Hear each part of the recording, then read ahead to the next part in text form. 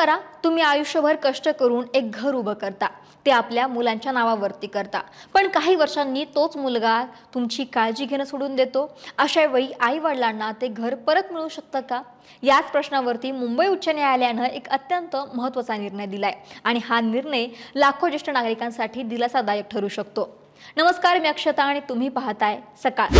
आज आपण समजून घेणार आहोत की ज्येष्ठ नागरिकांसाठीच्या या कायद्याविषयी मुंबई उच्च न्यायालयानं नेमकं काय म्हटलं, हा निर्णय कोणत्या प्रकरणामध्ये दिला आणि सर्वसामान्य कुटुंबावरती याचा काय परिणाम होऊ शकतो.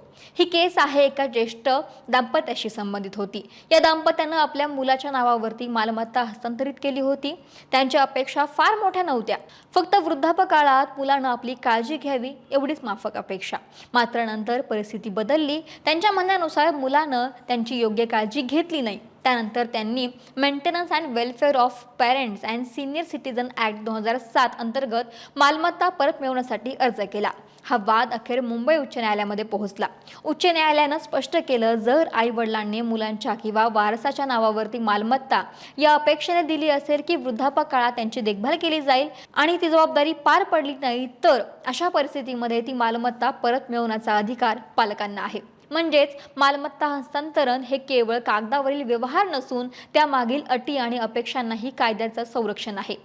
भारतामध्ये अनेकदा पालक प्रेमापोटी किंवा विश्वासानं घर, फ्लॅट किंवा जमीन मुलांच्या नावावरती करतात, पण काही प्रकरणांमध्ये त्यानंतर त्यांच्याकडे दुर्लक्ष होतं किंवा त्यांनाच घराबाहेर काढण्याची वेळ येते. अशा परिस्थितीमध्ये हा निर्णय ज्येष्ठ नागरिकांच्या हक्कांना अधिक बळ देणारा मानला जातोय. मात्र याचा अर्थ असा नाही की प्रत्येक मालमत्ता हस्तांतरण रद्द होईल. पालकांनाही दाखवावं लागेल की मालमत्ता देखभालीच्या अपेक्षेने देण्यात आली होती आणि मुलानं किंवा संबंधित व्यक्तीने ती जबाबदारी पार पाडली नाही. अशा प्रकरणांमध्ये संबंधित प्राधिकरण आणि न्यायालय परिस्थितीनुसार निर्णय घेणार आहे. पण आई वडिलांची सेवा ही केवळ नैतिक जबाबदारी नाही, तर काही परिस्थितींमध्ये ती कायदेशीर जबाबदारी ठरू शकते. मुंबई उच्च न्यायालयाच्या या निर्णयामुळे अनेक ज्येष्ठ नागरिकांना त्यांच्या हक्कांबाबत नवीन आशा मिळाली आहे. या निर्णयाबद्दल तुम्हाला काय वाटतं, कमेंट करून जरूर कळवा. महाराष्ट्रातील सर्व बातम्यांचे विश्वासार्ह व्यासपीठ सकाळच्या सर्व सोशल मीडिया प्लॅटफॉर्मला लाईक, फॉलो आणि सबस्क्राईब करा. तसंच सर्व नोटिफिकेशनसाठी बेल आयकॉन प्रेस करायला विसरू नका.